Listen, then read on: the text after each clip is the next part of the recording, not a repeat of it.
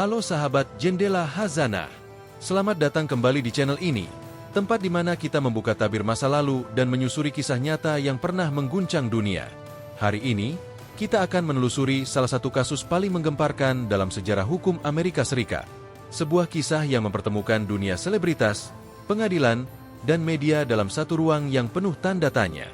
Inilah kisah tentang O.J. Simpson, seorang bintang olahraga ternama yang kemudian harus menghadapi tuduhan serius atas peristiwa tragis yang melibatkan mantan istrinya dan seorang pria yang dekat dengannya.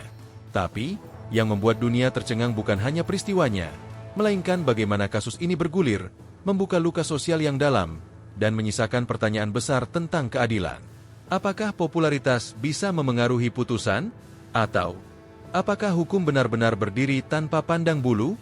Namun sebelum kita masuk lebih jauh ke dalam ceritanya, pastikan untuk like, komen, subscribe, dan share channel ini, agar sahabat Jendela Khazanah tidak ketinggalan kisah-kisah menarik lainnya.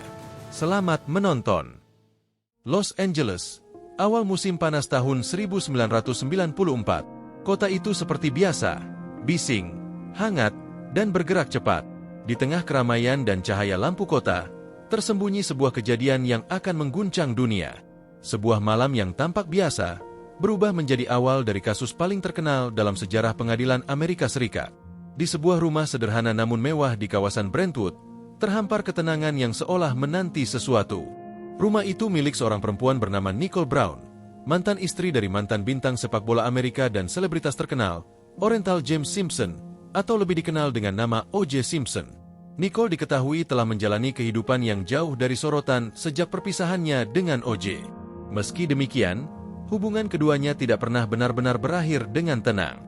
Keduanya masih saling terhubung karena anak-anak mereka, dan sesekali terlihat bersama di tempat umum. Namun, di balik senyum publik itu, ada ketegangan yang terus terjaga. Pada malam tanggal 12 Juni, tetangga sekitar mulai memperhatikan sesuatu yang tak biasa. Seekor anjing terlihat berjalan sendirian, menggonggong terus-menerus dengan ekspresi gelisah. Anjing itu ditemukan membawa jejak cairan merah di kakinya. Salah satu tetangga, yang merasa ada yang janggal, memutuskan untuk mengikuti anjing itu.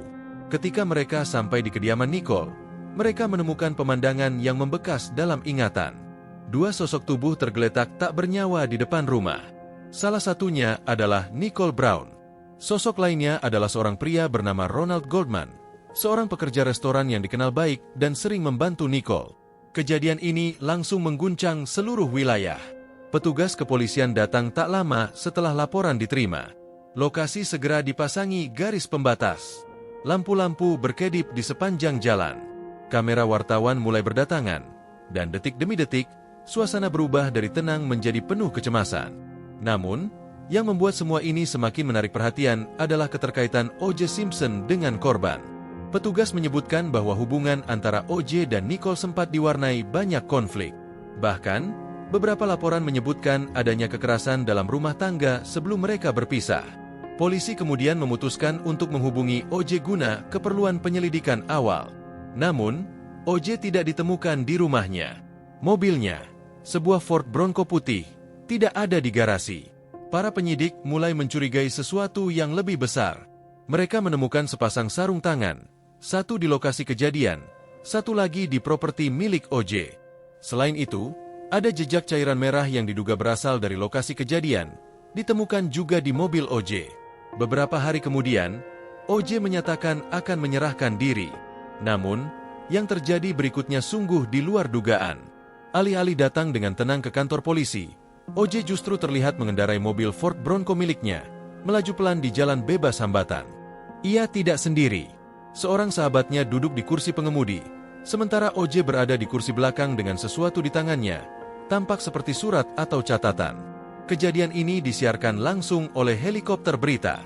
Hampir seluruh rakyat Amerika menyaksikan aksi kejar-kejaran itu di layar televisi mereka.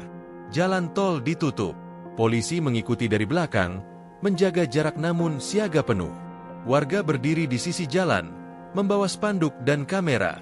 Beberapa bersorak menyebut nama O.J. dengan semangat, sementara yang lain terlihat khawatir.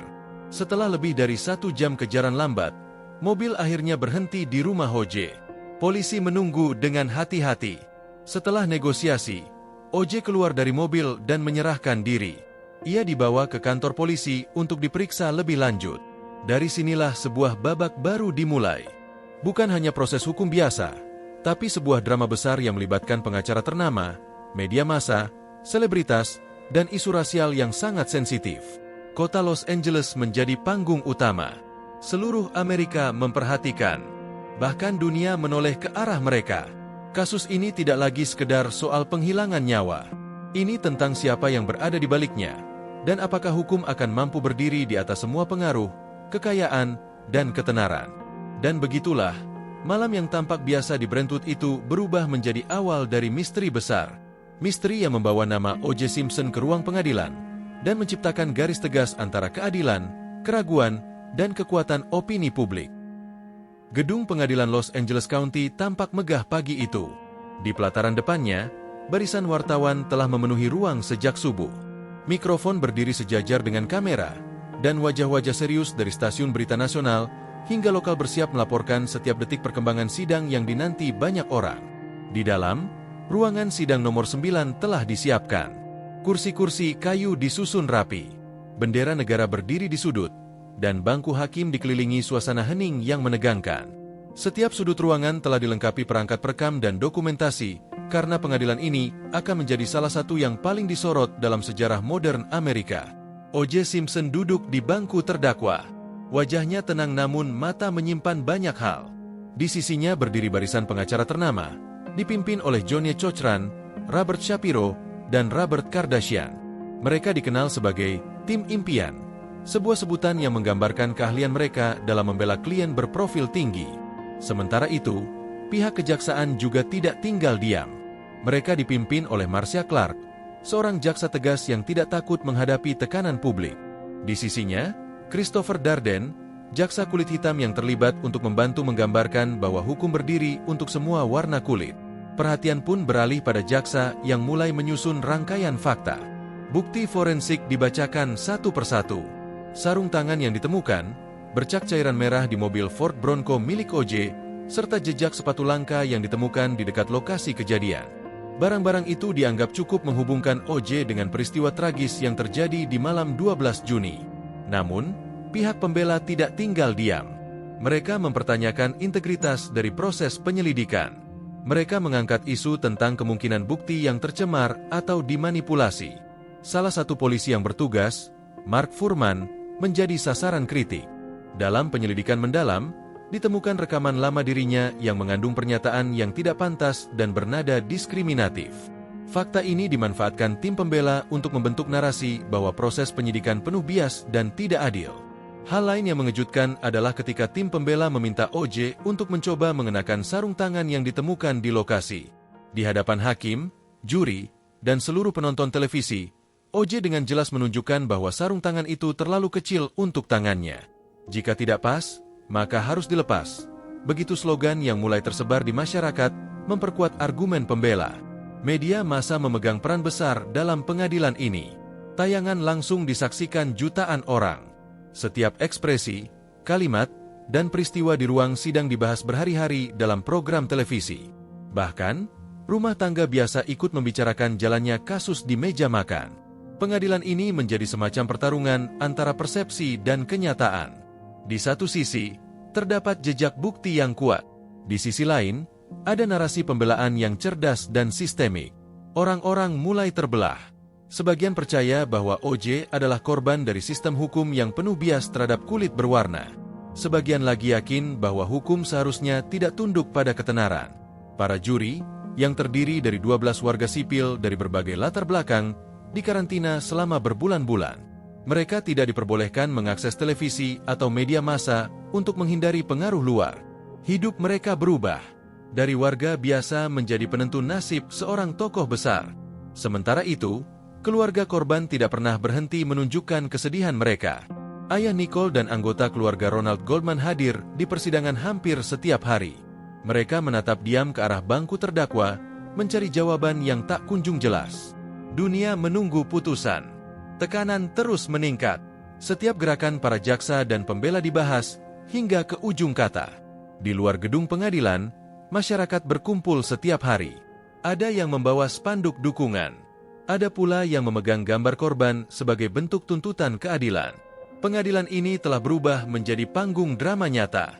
Sebuah persidangan yang bukan hanya tentang hukum, tetapi juga tentang persepsi sosial, media, dan politik identitas. Segalanya menjadi campur aduk. Bukti, opini, emosi, dan sejarah kelam hubungan rasial di Amerika, semuanya bertemu di ruang yang sama. Dan di tengah segala tekanan itu, duduk seorang juri yang tahu bahwa keputusan mereka akan tercatat dalam sejarah. Sebuah keputusan yang tidak hanya menentukan nasib O.J. Simpson, tapi juga akan menunjukkan wajah sebenarnya dari sistem keadilan yang selama ini diagungkan. Namun, babak paling menentukan belum tiba. Semuanya masih berproses.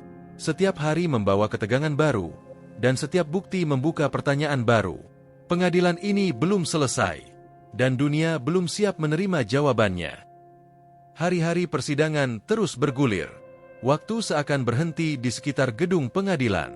Setiap pagi, warga Los Angeles bangun dengan satu hal di pikiran mereka, perkembangan kasus O.J. Simpson. Berita utama di koran-koran pagi, siaran langsung di televisi, hingga perbincangan di toko kopi pinggir jalan, semuanya berbicara tentang satu nama, O.J. Namun, di balik perhatian itu, perlahan masyarakat mulai terpecah. Bukan hanya tentang apakah O.J. bersalah atau tidak, tapi tentang sesuatu yang jauh lebih dalam. Soal warna kulit, kepercayaan terhadap lembaga hukum, dan sejarah panjang diskriminasi yang menghantui negara mereka. Bagi sebagian besar komunitas kulit hitam di Amerika, O.J. Simpson bukan hanya seorang terdakwa. Ia menjadi simbol perlawanan terhadap sistem hukum yang selama ini dianggap tidak adil. Banyak dari mereka merasa bahwa kasus ini adalah ujian. Apakah orang kulit berwarna bisa mendapatkan pembelaan yang layak? Apakah keadilan benar-benar buta terhadap status dan warna kulit? Di sisi lain, keluarga korban, khususnya keluarga Ronald Goldman, tidak tinggal diam. Mereka percaya bahwa kasus ini telah terlalu lama terseret dalam hiruk-pikuk media dan isu ras. Mereka menuntut satu hal, keadilan. Bagi mereka, pertanyaan utamanya adalah siapa yang menghilangkan nyawa Ronald dan Nicole. Mereka tidak peduli warna kulit atau ketenaran, hanya kebenaran. Sementara itu, O.J. tetap hadir di ruang sidang dengan wajah tenang. Namun, tim pembelanya tak henti menyerang balik berbagai bukti. Mereka mempertanyakan keaslian tes forensik. Mereka menyatakan bahwa cairan merah yang ditemukan bisa saja terkontaminasi. Bahkan mereka menyatakan bahwa sarung tangan yang dijadikan bukti utama telah mengalami penyusutan karena dibekukan, sehingga tidak bisa menjadi acuan pasti. Di luar pengadilan, dukungan terhadap O.J. begitu luar biasa. Kaos dengan tulisan Free O.J. dijual di pinggir jalan. Ada lagu-lagu yang dibuat sebagai bentuk dukungan. Bahkan, beberapa figur publik menyatakan simpati mereka secara terbuka. Fenomena ini seperti ledakan budaya baru. Pengadilan telah menjadi pertunjukan besar. Namun tidak semua merasa nyaman dengan keadaan itu. Beberapa korban kejahatan merasa tersisih. Mereka merasa bahwa pengadilan telah menjadi panggung hiburan, bukan tempat mencari kebenaran. Bahkan beberapa jaksa dan hakim di luar kasus ini mulai mengkritisi bagaimana media berperan besar membentuk opini publik. Sebuah peringatan bahwa ketika keadilan dijadikan tontonan, maka risiko kekeliruan sangat mungkin terjadi. Salah satu momen paling menentukan terjadi ketika rekaman suara Mark Fuhrman diputar di persidangan. Dalam rekaman itu, terdengar ujaran yang mencerminkan kebencian dan prasangka. Rekaman itu langsung mengubah arah angin. Kepercayaan publik terhadap integritas penyelidikan pun mulai goyah. Banyak yang bertanya-tanya, apakah benar O.J. sedang diadili secara adil? Sementara itu, para juri menjalani hari-hari berat. Mereka dikurung di hotel, jauh dari keluarga, dari pekerjaan, dari dunia luar. Beberapa dari mereka bahkan mulai menunjukkan tanda kelelahan mental.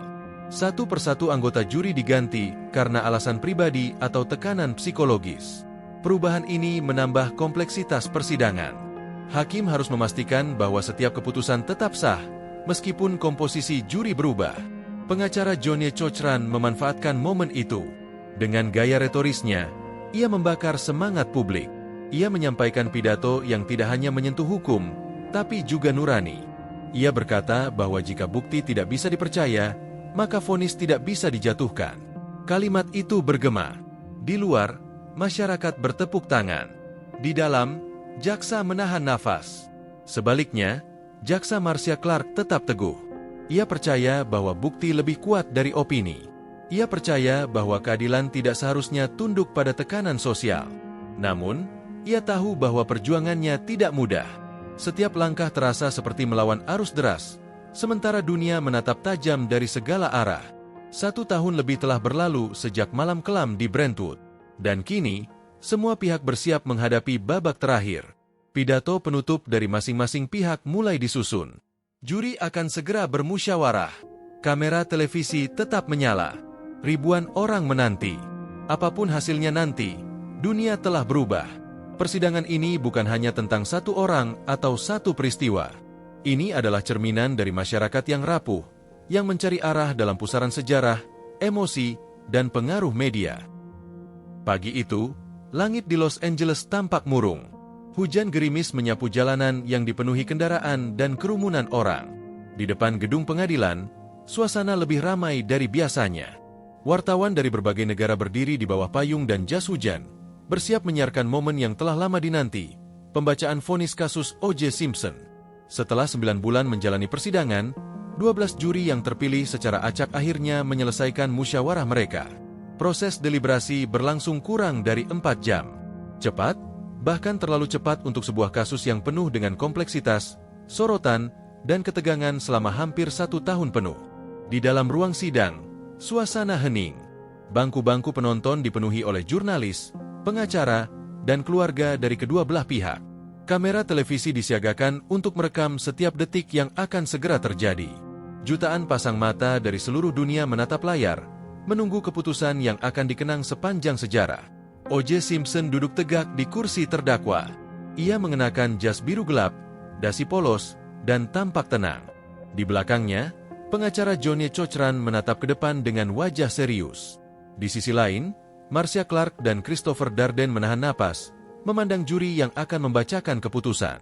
Hakim Ito mempersilakan juri ketua untuk berdiri. Sebuah map Manila dibuka perlahan. Waktu seolah berhenti. Atas tuduhan penghilangan nyawa Nicole Brown Simpson dan Ronald Lyle Goldman, kami, juri, menyatakan terdakwa tidak bersalah. Sesaat kemudian, ruangan meledak oleh berbagai reaksi. Ada yang terisak, ada yang menunduk tak percaya, dan ada pula yang bersorak kegirangan. O.J. tersenyum, mengangkat tangan ke arah pengacaranya yang segera memeluknya. Di luar ruang sidang, para pendukung bersorak, sementara yang lainnya menangis kecewa. Berita ini menyebar seperti kilat. Di jalan-jalan, di sekolah, di kantor, semua orang membicarakan satu hal. Seolah dunia berhenti hanya untuk mendengar 2 kata, tidak bersalah. Bagi sebagian orang, vonis ini adalah kemenangan. Bukan hanya untuk O.J., tapi untuk komunitas yang selama ini merasa terpinggirkan oleh sistem hukum. Mereka percaya bahwa untuk sekali ini, seseorang dari kelompok minoritas bisa melawan sistem dan menang. Namun, bagi keluarga korban, ini adalah hari yang paling kelam. Fred Goldman, ayah Ronald, berdiri di luar gedung pengadilan dengan wajah pucat dan mata basah. Ia berkata pelan kepada wartawan, kebenaran tidak ditentukan oleh suara terbanyak, tapi oleh hati nurani. Kritik pun bermunculan. Banyak yang mempertanyakan bagaimana bukti yang begitu kuat bisa kalah oleh opini. Bagaimana sistem hukum bisa dipengaruhi oleh retorika dan pengaruh publik. Para pakar hukum mulai mengadakan diskusi panjang, mempertanyakan apakah sistem juri benar-benar efektif untuk kasus sebesar ini. Vonis ini tidak hanya menggemparkan Amerika, tapi dunia. Di negara lain, media turut memberitakan peristiwa ini dengan berbagai analisis. Beberapa menyebutnya sebagai cerminan kekuatan demokrasi. Namun sebagian lain menyebutnya sebagai tragedi hukum. Tak lama setelah vonis, O.J. memberikan pernyataan singkat kepada media.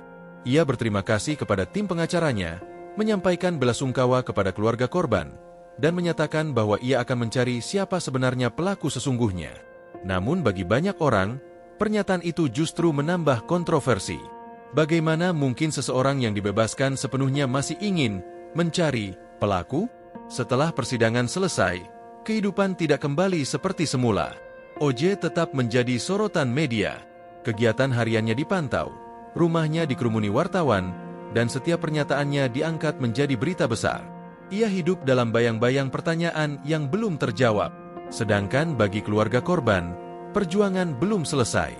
Mereka mulai mempersiapkan gugatan perdata karena merasa bahwa jalur pidana telah gagal memberikan keadilan. Mereka ingin mencari pengakuan, meski bukan lagi melalui ruang sidang yang sama.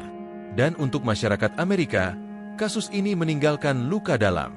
Luka yang bukan hanya tentang 2 nyawa yang hilang, tapi tentang keyakinan pada sistem yang seharusnya menjadi pelindung semua warga. Tentang bagaimana ketenaran, uang, dan isu rasial bisa merusak keseimbangan timbangan keadilan.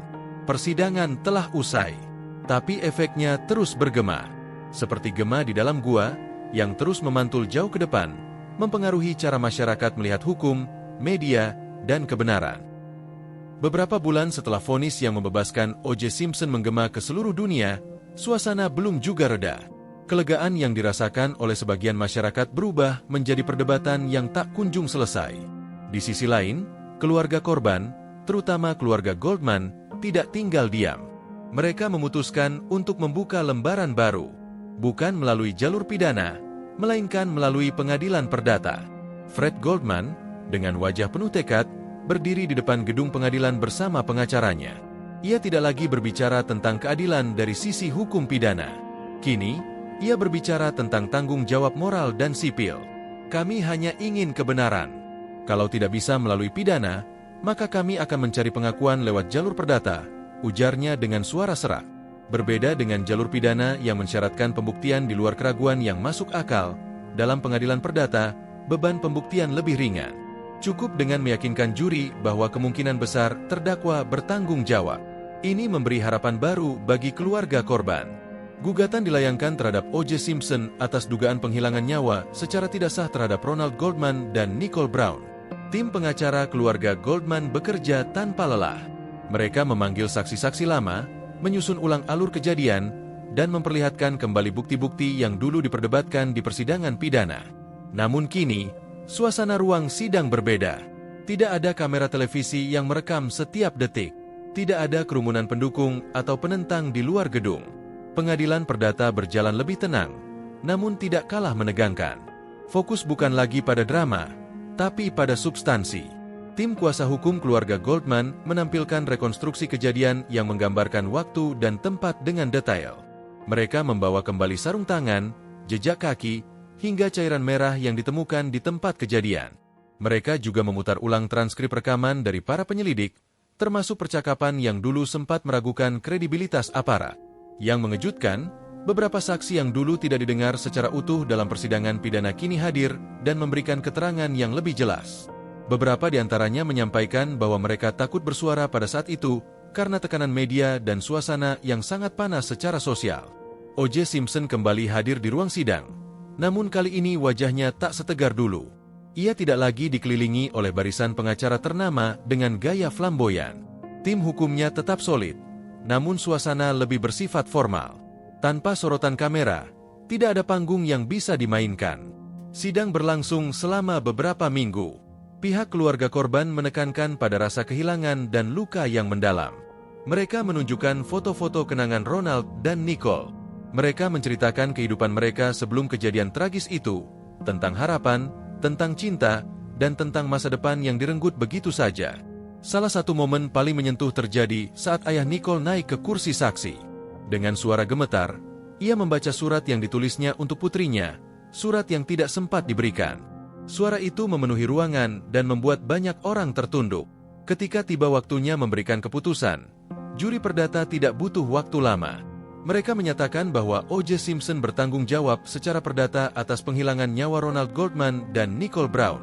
Vonis itu disambut dengan keheningan, lalu pelukan antara Fred Goldman dan keluarganya. Hakim menetapkan ganti rugi sebesar lebih dari $30 juta. Jumlah itu bukan hanya sekadar angka, melainkan simbol. Sebuah pernyataan bahwa meskipun hukum pidana telah membebaskan O.J., hukum perdata menyatakan ia tetap bertanggung jawab. Namun, kemenangan itu terasa pahit. Fred Goldman menyatakan bahwa uang tidak akan pernah bisa menggantikan anaknya. Tapi setidaknya, ia merasa bahwa perjuangannya tidak sia-sia. Bahwa ia telah berbuat semaksimal mungkin demi nama anaknya, demi keadilan yang diakininya. O.J. Simpson sendiri tidak menyampaikan banyak komentar. Ia menyatakan kecewa atas putusan itu, namun tidak mengajukan banding. Seiring waktu, kehidupan finansialnya pun mulai terguncang. Aset-asetnya dibekukan, sebagian dijual untuk menutupi tuntutan perdata. Ia mulai kehilangan banyak hal, rumah, reputasi, dan kepercayaan publik. Meski begitu, tidak sedikit yang masih mendukungnya. Bagi mereka, putusan perdata bukanlah kebenaran mutlak. Mereka percaya bahwa sistem telah menekannya. Sekali lagi, perbedaan pendapat muncul. Sekali lagi, masyarakat Amerika terbelah. Namun yang pasti, sejarah mencatatnya dengan jelas bahwa O.J. Simpson, seorang bintang olahraga yang dulu dipuja, telah menjalani 2 pengadilan. Satu membebaskannya, satu lagi menyatakannya bertanggung jawab. Dan keduanya menjadi cermin dari kompleksitas sistem hukum, serta betapa mahalnya harga sebuah kebenaran. Setelah pengadilan perdata menjatuhkan putusan bahwa O.J. Simpson bertanggung jawab secara hukum atas penghilangan nyawa Nicole Brown dan Ronald Goldman, bayang-bayang masa lalu mulai menghantuinya. Ia bukan lagi pahlawan olahraga, bukan lagi bintang iklan atau tokoh pujaan masyarakat. Ia menjadi seseorang yang selalu dibayangi oleh keputusan pengadilan dan sorotan publik yang berubah tajam. Kehidupan O.J. perlahan-lahan berubah. Rumah mewah yang dulu menjadi simbol kejayaannya kini dijual, bersama barang-barang berharga yang pernah ia kumpulkan selama bertahun-tahun. Aset-asetnya disita untuk membayar ganti rugi, dan sisa-sisa popularitasnya pun memudar. Namun O.J. bukan tipe yang menyerah begitu saja. Ia tetap berusaha bertahan, meskipun dalam suasana yang sangat berbeda. Ia mulai menulis buku, muncul dalam wawancara, dan mencoba menjelaskan versinya tentang apa yang sebenarnya terjadi. Salah satu yang paling kontroversial adalah ketika ia merilis sebuah buku berjudul If I Did It, yang secara tidak langsung mengisyaratkan kemungkinan bagaimana kejadian itu bisa berlangsung, andai saja ia memang pelakunya. Reaksi masyarakat langsung meledak. Keluarga korban mengecam keras buku itu. Mereka menyebutnya sebagai bentuk penghinaan terhadap luka yang belum benar-benar sembuh. Bahkan banyak toko buku menolak untuk menjualnya. Namun karena celah hukum dan pengaturan hak cipta, buku itu akhirnya tetap beredar. Sementara itu, Fred Goldman dan keluarganya tidak berhenti berjuang. Mereka mendapatkan hak atas penerbitan buku itu melalui gugatan hukum, dan merubah desain sampulnya dengan mencetak kata "if" dalam huruf sangat kecil, sehingga judul yang terbaca hanya menjadi I Did It. Mereka melakukannya bukan untuk keuntungan, tetapi untuk menunjukkan betapa dalamnya luka yang harus mereka tanggung dan bagaimana mereka menolak untuk membiarkan cerita itu dikendalikan oleh O.J. Di tengah segala kontroversi itu, kehidupan O.J. tetap berjalan, namun dalam kesunyian yang penuh beban. Ia masih memiliki sebagian kecil penggemar yang setia, namun sebagian besar masyarakat mulai menjauhinya. Ia tidak lagi diundang ke acara televisi, tidak lagi menjadi simbol iklan, dan tidak lagi berdiri di tengah lapangan dengan sorakan penonton. Media pun perlahan mulai melupakannya, namun tidak sepenuhnya. Setiap kali ada berita kecil tentang dirinya, masyarakat kembali mengingat seluruh rangkaian kejadian yang menggemparkan itu. Ia menjadi simbol dari sebuah era di mana hukum, media, ras, dan keadilan bertabrakan dalam satu ruang sidang. Tahun demi tahun berlalu, dan O.J. mencoba hidup dalam kesunyian. Ia pindah ke Florida, tinggal jauh dari sorotan utama. Sesekali, ia terlihat di lapangan golf, atau bersantai di restoran kecil. Namun setiap tatapan mata dari orang-orang di sekitarnya seakan mengingatkannya bahwa ia tidak pernah benar-benar bebas dari masa lalu. Pada tahun 2007, nama O.J. kembali mencuat. Kali ini, bukan karena kasus masa lalu, melainkan karena insiden baru. Ia ditangkap atas tuduhan perampasan barang milik memorabilia olahraga yang diduga miliknya. Dalam sebuah hotel di Las Vegas, O.J. bersama beberapa orang lain mencoba mengambil barang-barang tersebut dengan cara yang tidak sah.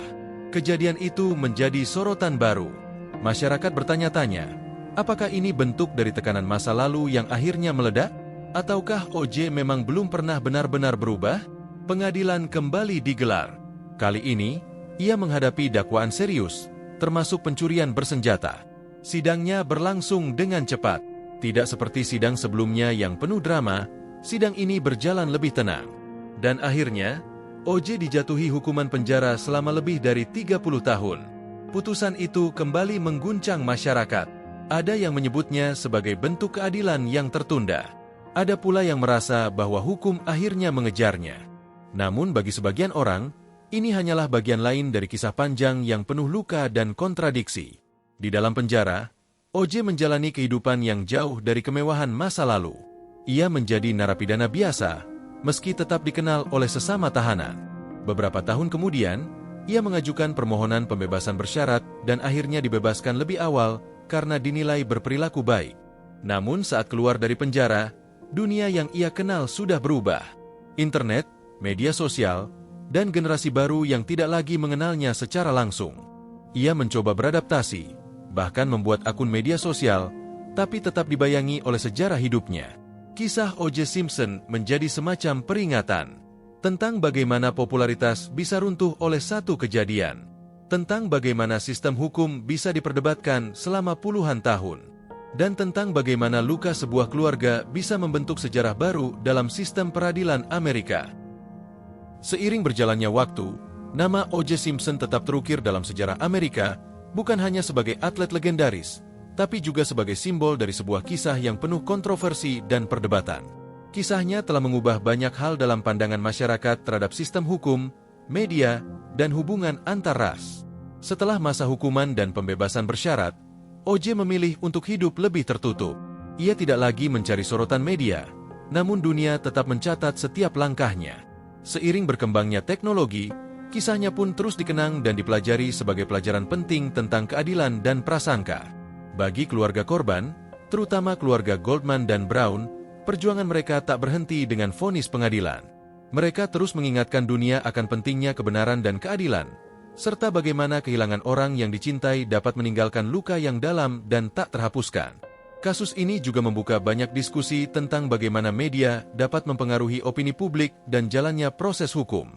Sorotan kamera yang besar, tekanan sosial yang kuat, serta isu ras yang sensitif membuat kasus ini menjadi cermin bagi masyarakat Amerika dan dunia. Masyarakat pun terbagi antara yang percaya pada pembebasan O.J. Simpson di pengadilan pidana dan yang meyakini bahwa ia bertanggung jawab atas peristiwa tragis tersebut. Perbedaan pandangan ini memicu perdebatan panjang yang masih terasa hingga hari ini.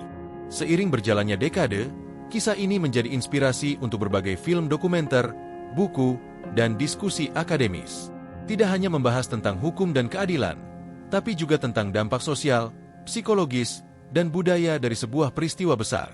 O.J. Simpson, yang dulu dikenal sebagai atlet yang bersinar di lapangan, kini dikenang sebagai sosok yang kompleks dan penuh kontradiksi. Sebuah cerita yang mengajarkan kita bahwa kehidupan dan kebenaran tidak selalu hitam dan putih, tapi penuh dengan warna abu-abu yang sulit dipahami. Warisan yang tertinggal dari kasus ini bukanlah sekadar vonis pengadilan atau nilai materi yang dipertaruhkan, melainkan pelajaran berharga tentang pentingnya keadilan yang adil dan tidak memihak, tentang kekuatan media yang bisa menjadi pedang bermata dua, dan tentang bagaimana masyarakat harus bijak dalam menilai sebuah kisah. Kini, ketika kita menengok kembali kisah O.J. Simpson, kita diingatkan bahwa di balik setiap headline dan berita besar, ada kehidupan nyata yang terdampak, ada keluarga yang berduka, dan ada harapan bahwa masa depan bisa lebih baik dengan keadilan yang sesungguhnya. Kasus O.J. Simpson tidak hanya meninggalkan bekas mendalam bagi mereka yang terlibat langsung, tetapi juga membawa perubahan signifikan pada sistem hukum di Amerika Serikat. Setelah peristiwa ini, banyak pengadilan mulai memperhatikan lebih serius bagaimana media dapat mempengaruhi proses persidangan. Aturan tentang penyebaran informasi selama persidangan pun diperketat, untuk menjaga agar keadilan dapat ditegakkan secara adil dan tanpa tekanan dari opini publik yang terkadang tidak objektif. Kasus ini juga menjadi bahan refleksi bagi para praktisi hukum dan masyarakat luas tentang pentingnya penegakan hukum yang transparan dan bebas dari pengaruh sosial maupun politik.